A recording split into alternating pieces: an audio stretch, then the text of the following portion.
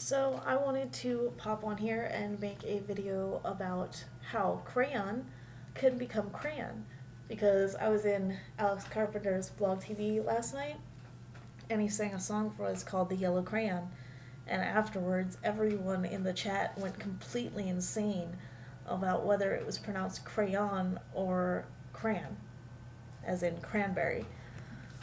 Um, so I wanted to try to explain how this could take place, and it's actually really not that hard to explain using linguistics. And I am not a linguistics major, and so this is going to be like overly simplified because all I took was intro to linguistics, because every English major at my school is required to take that. And so for anyone that actually is a linguisticist and sees this, I apologize, and I know this is overly simplified and probably not even right, but this is how I understood it. Alright, so when you write out crayon in phonetics, it looks one of these two ways. This and this, as far as I can tell, make pretty much the same sound. It's an sound, because the crayon in crayon does not make that oo or o sound, so it makes an sound. And so what happens with our words, and I think every language's words, is that you have unstressed and stressed syllables. And don't ask me to explain that, because honestly there's a reason why I cannot write in iambic pentameter. I can't tell, but you can tell sort of in like singular words, because the way you say things, when I say hello, not hello, when I say crayon, I do not say crayon.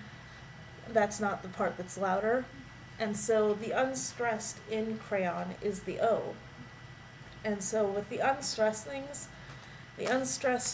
things go to, when you do them, it becomes something that looks like that. Woo!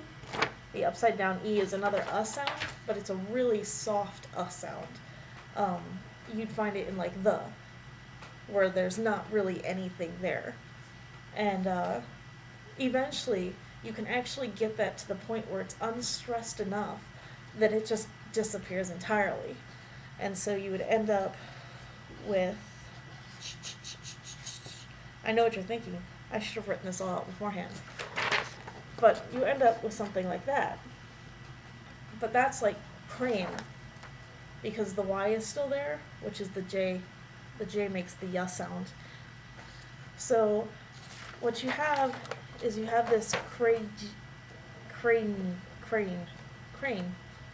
You have crane now, but you don't want crane, because crane is a giant bird and not anything to do with coloring on the walls. And so what you would then do is, because of the way the consonants are, the consonants J and N, the J and the N next to each other make a consonant cluster, and any two consonants right next to each other in phonetics make a consonant cluster. And there are a couple things that can happen with that.